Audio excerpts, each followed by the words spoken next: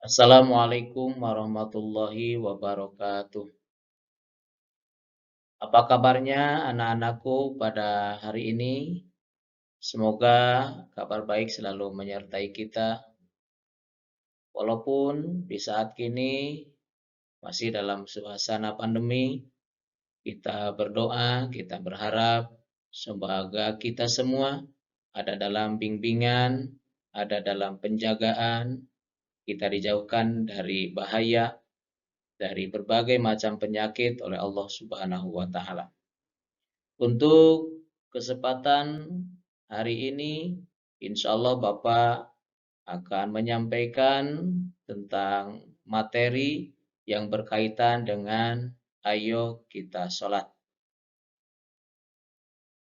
Sebelum lebih jauh membahas tentang ayo kita sholat, yang harus diperhatikan oleh anak-anakku semua, yaitu di sini ada kompetensi inti dan kompetensi dasar. Kompetensi inti memahami pengetahuan faktual dengan cara mengamati, mendengar, melihat, membaca, dan menanya berdasarkan rasa ingin tahu tentang dirinya, makhluk ciptaan Tuhan dan kegiatannya, dan benda-benda yang dijumpai di rumah dan di sekolah. Kemudian kompetensi dasar yaitu mengenal tata cara sholat dan bacaannya.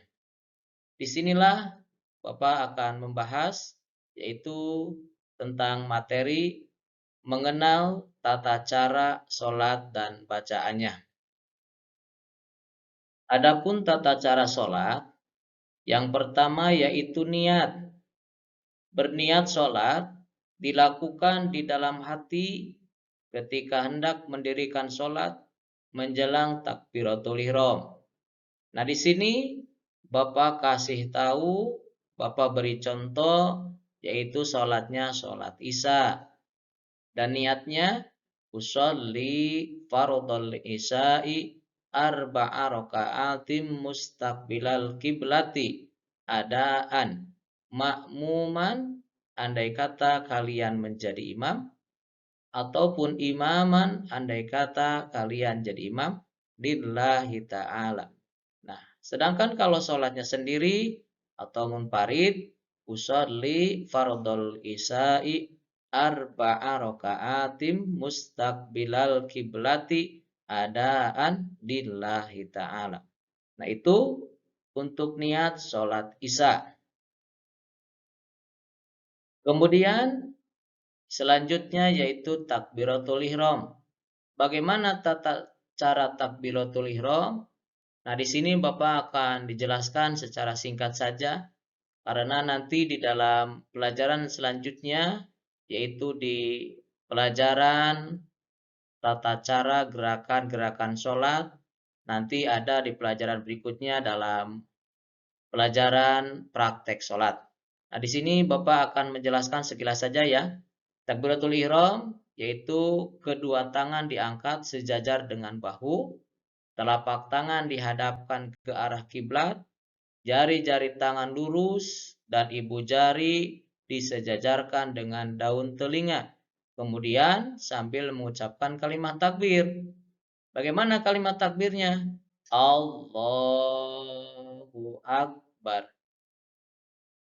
Setelah takbir, maka gerakan berikutnya yaitu berdiri bersedekap. Setelah mengucapkan takbir, dilanjutkan dengan meletakkan telapak tangan kanan di atas punggung telapak kiri dan keduanya tepat di atas dada atau di ulu hati. Kemudian membaca doa iftitah.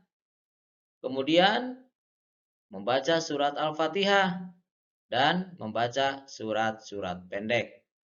Nah, di sini yang pertama yang dibaca ketika berdiri bersedekap yaitu doa iftitah. Bapak kasih contoh ya. Dengarkan oleh anak-anakku, di sini ada doa iftitah. Allahu Akbar kabiran walhamdulillahi katsira wa subhanallahi bukratan wa asila. Inni wajjahtu wajhiya lilladzi fataras samawati wal arda hanifan musliman wa ma ana minal musyrikin. Inna sholati wa nusuki wa mahyaya wa mamati lillahi rabbil alamin. La syarika lahu wa bidzalika umirtu wa ana minal muslimin. Nah, ini doa iftitah. Tentunya kalian semua harus sudah mahir, harus sudah bisa doa iftitah. Dan yang belum bisa, yang belum paham, kita hafalkan lagi, pelajari lagi, supaya doa iftitahnya lancar ya. Kemudian yang dibaca yang kedua, ketika berdiri bersedekap, yaitu membaca surat Al-Fatihah. Dengarkan ya, Bapak akan memberikan contoh di sini surat Al-Fatihah. Karena surat Al-Fatihah harus dibaca sesuai dengan kaidah-kaidah ilmu tajwid. Jadi dibacanya harus baik dan benar, ayat demi ayat, sesuai dengan kaidah ilmu tajwid. Oleh kalian dengarkan ya, Bapak akan membacakan surat Al-Fatihah. Bismillahirrahmanirrahim. Alhamdulillahi Rabbil Alamin. Ar-Rahmanir Rahim. Maliki Yaumiddin. Iyyaka na'budu wa iyyaka nasta'in. Ihdinas siratal mustaqim. Siratal ladzina an'amta 'alaihim ghairil maghdubi 'alaihim waladdallin. Nah, itu surat Al-Fatihah. Diusahakan bacaannya harus baik dan benar, tentunya sesuai dengan kaidah-kaidah ilmu tajwid. Kemudian bacaan yang ketiga yang dibaca ketika berdiri bersedekap, yaitu membaca surat-surat pendek. Misalkan di sini surat pendeknya Bapak akan memberikan contoh yaitu surat Al-Asr. Kita baca ya, dengarkan oleh anak-anak. Bismillahirrahmanirrahim. Wal asri innal insana lafi husrin innal ladzina amanu wa amilus sholihati wa tawasaw bil haqq wa tawasaw bis sabr. Nah, itu surat pendek surat Al-Asr, sama dibacanya harus sesuai dengan kaidah-kaidah ilmu tajwid, walaupun pembacaan surat-surat pendek di dalam sholat hukumnya tidak wajib, tapi hukumnya sunat. Walaupun sunat, diusahakan membaca surat-surat pendek harus sesuai dengan kaidah-kaidah ilmu tajwid. Selanjutnya, setelah selesai membaca surat pendek, yaitu ruku. Ruku diawali dengan mengangkat kedua belah tangan terlebih dahulu sambil membaca takbiratul ihram. Allahu Akbar. Kemudian posisi ketika ruku, punggung dan kepala harus sejajar. Nah, perhatikan oleh anak-anak, di dalam gambar, punggung beserta kepala harus sejajar. Dan kedua belah tangan disimpan di lutut. Nah, ini gerakan sholat nanti akan lebih jelasnya di pelajaran berikutnya, yaitu pelajaran praktek sholat. Yang ingin Bapak sampaikan di sini, yaitu bacaan ketika ruku. Bagaimana bacaan ketika ruku? Bacaannya yaitu subhana rabbiyal azimi wa bihamdihi. Sebanyak 3 kali. Nah, coba kita baca bersama-sama. Subhana rabbiyal azimi wa bihamdihi. Subhana rabbiyal azimi wa bihamdihi. Nah, ini bacaan yang kita baca ketika kita melaksanakan ruku. Setelah ruku, kemudian i'tidal. Apa itu i'tidal? I'tidal yaitu berdiri tegak dari ruku, seraya mengangkat kedua belah tangan seperti kita takbiratul ihram. Nah, tapi bacaannya ketika i'tidal yaitu sami'allahu liman hamidah. Setelah i'tidal, kemudian sujud. Nah, sujud yang harus diperhatikan oleh anak-anakku semua, yaitu yang pertama, meletakkan kedua lutut dan jari-jari kedua kaki di atas sejadah. Nah, ada gambar di sini. Lutut dan jari-jari telapak kaki harus sejajar. Kemudian meletakkan kedua tangan di atas sejadah, merapatkan dahi dan hidung di atas sejadah, posisi telapak tangan sejajar dengan pundak. Nah, ini harus diperhatikan oleh kalian ya. Kemudian, meregangkan kedua telapak tangan dari lambung dan siku terangkat ke atas, tidak boleh menempel di lantai. Nah, ini harus siku naik ke atas, tidak boleh nempel di lantai. Nah, ini gerakan ini nanti akan lebih jelasnya di praktek sholat ya. Nah, kemudian yang akan Bapak sampaikan di sini yaitu bacaan ketika sujud. Nah, bagaimana bacaan ketika sujud? Subhana rabbiyal a'la wa bihamdihi. Subhana rabbiyal a'la wa bihamdihi. Subhana rabbiyal a'la wa bihamdihi. Nah, itu bacaan yang harus dibaca ketika kita sujud. Setelah sujud, kemudian duduk di antara dua sujud. Nah, yang harus diperhatikan, duduk di antara dua sujud, yaitu duduk di atas telapak kaki kiri, sedangkan kaki kanan bertumpu dengan ujung jari-jari yang dilipat ke bawah. Kemudian, kedua telapak tangan diletakkan di atas kedua lutut, kemudian sambil membaca doa. Bagaimana doanya? Yaitu doanya Rabbighfirli warhamni wajburni warzuqni warfa'ni wahdini wa'afini wa'fu anni. Nah, ini doa yang dibaca ketika duduk di antara dua sujud. Kemudian bacaan sholat yang harus dibaca setelah bacaan duduk di antara dua sujud, yaitu yang harus dibaca yaitu tasawuf awal ataupun tahiyat awal. Yang diperhatikan oleh anak-anak sekalian yaitu duduk di atas telapak kaki kanan tertumpu dengan ujung jari-jari yang dilipat ke bawah. Jari telunjuk kanan diacungkan dimulai ketika membaca lafaz la ilaha illallah.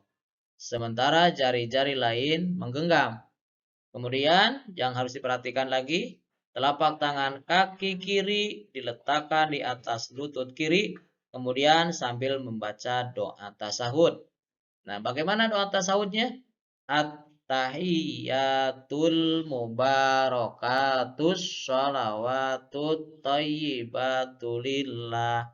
Assalamu alaika ayyuhan nabiyyu wa rahmatullahi wa barakatuh.